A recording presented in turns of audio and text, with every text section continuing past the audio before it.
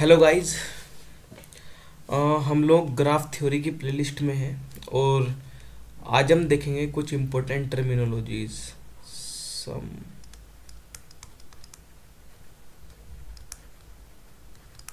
Important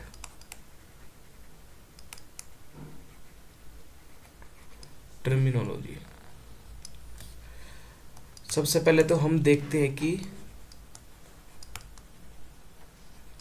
adjacent vertex किसको बोलते हैं। So if there are two vertex u and v and there is an edge between both of them, then u and v are said as adjacent vertex. So we can see, we can write u and v is adjacent if there is an edge e with e is equal to u v. Okay so अगर ये directed graph हो, जैसे कि u एक vertex है, एक vertex v है, इनके बीच में एक एज e है, पर ये एक डायरेक्टेड ग्राफ है, तो उस केस में हम बोलते हैं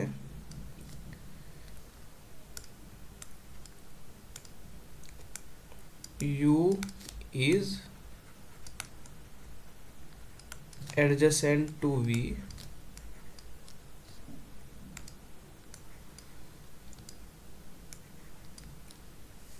and v is adjacent from u.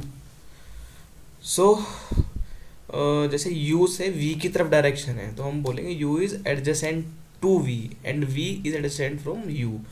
यही अगर ऐसा होता कि v इधर होता और u इधर है और v से u की तरफ होता अगर, तो फिर हम बोलते v is adjacent to u and u is adjacent from v. ठीक है, तो ये कॉन्सेप्ट था एडजेसेंट वर्टेक्स. एडजेसेंट वर्टेक्स किसको बोलते हैं. दूसरा टर्मिनोलॉजी है इंसिडेंट एज. इंसिडेंट एज किसको बोलते हैं. So if there are two vertex u and v and there is an edge between both of them e, then edge e is said incident edge. तो हम बोलते हैं e u और v दोनों पर इंसिडेंट है. ओके, लिख भी देता हूं. The edge e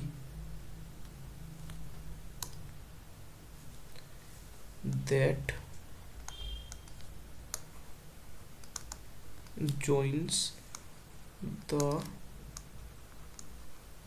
nodes u and v is said to be incident on each of its endpoints. Okay, so this is an incident edge.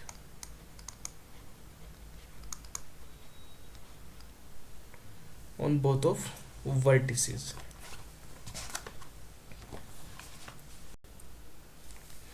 तीसरा पॉइंट बनता है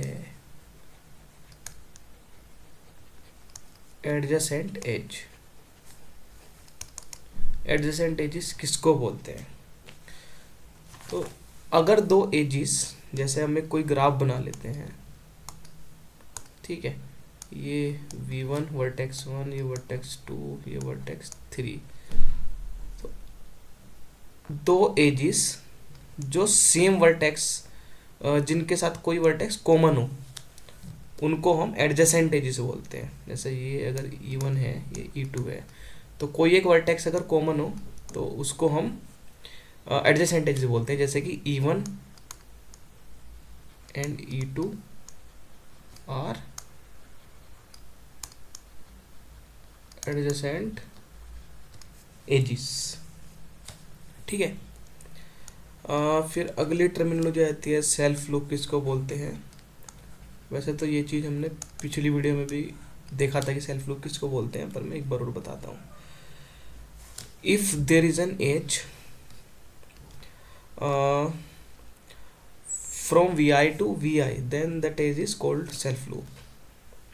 जैसे अगर किसी वर्टेक्स का, जैसे हम कोई ग्राफ बना लेते हैं V1 V2, अगर किसी वर्टेक्स से उसी सेम वर्टेक्स पर कोई एज बना दे तो उसको हम बोलते हैं सेल्फ लूप, है ना। If there is an edge from Vi to Vi, मतलब उसी वर्टेक्स से उसी वर्टेक्स पर कोई अगर एज हो तो उसको हम सेल्फ लूप बोलते हैं।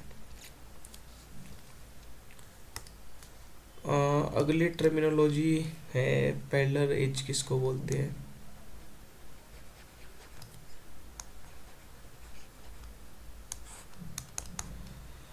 So if two edges have same end points then the edges are parallel edges। जैसे कि हमारा ये कोई ग्राफ है, ये समझ A वर्टेक्स, ये B वर्टेक्स, तो अगर दो वर्टेक्स के बीच में मल्टीपल एजेस हैं तो वो सब एजेस पैरेलल एजेस कहलाती हैं। तो जैसे कि E1 E2 E3, these are parallel edges.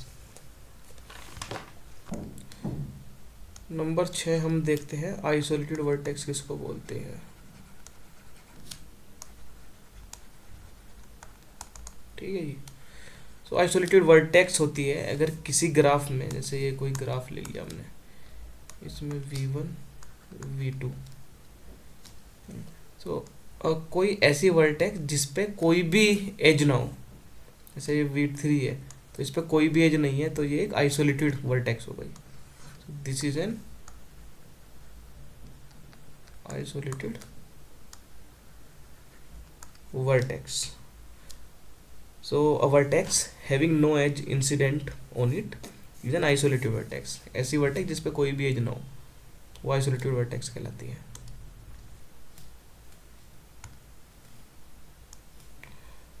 Number 7 है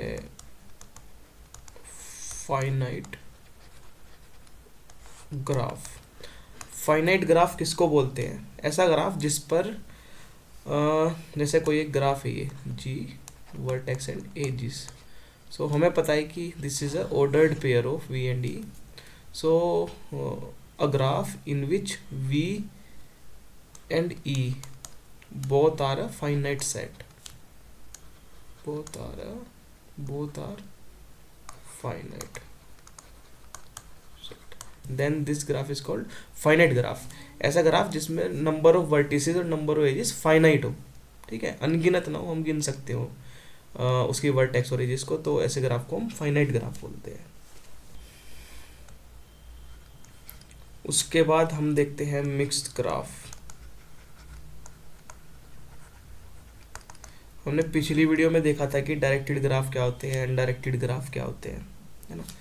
सो मिक्स्ड ग्राफ एक ऐसा ग्राफ होता है जिसमें कुछ जो एजेस हैं वो डायरेक्टेड हो और कुछ अनडायरेक्टेड हो, तो ऐसे को मिक्स्ड ग्राफ कहते हैं।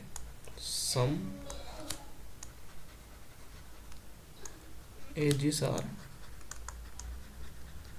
Directed and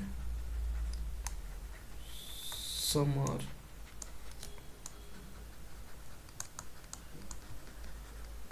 undirected. सो ये सब कुछ बेसिक टर्मिनोलॉजी थी ग्राफ की जो मैं बताना चाहता था आप लोगों को। बाकी हम लोगों ने पिछली वीडियोस में तो देख ही लिया था सिंपल ग्राफ क्या होता है, मल्टीपल ग्राफ क्या होता है, डायरेक्टेड क्या है, अनडायरेक्टेड क्या है, वेटेड क्या है, अनवेटेड क्या है, वो तो हमने देख ही लिया था। तो कुछ ऐसी और टर्मिनोलॉजी थी जो थोड़ा मुझे लगा कि ये रह गई है और बतानी चाहिए, तो वो मैंने इस वीडियोज़ में बता दी है। सो इस वीडियो को यहीं तक रखते हैं, बाकी अगली वीडियो में हम देखेंगे कि डिग्रीज क्या होती है, डिग्री कैसे निकालते हैं, डायरेक्टेड ग्राफ की डिग्री क्या क्या होती है, अनडायरेक्टेड ग्राफ की डिग्री क्या होती है, ये सब देखेंगे। सो जुड़े रहिए, अगली वीडियो तक मिलते हैं, बाय।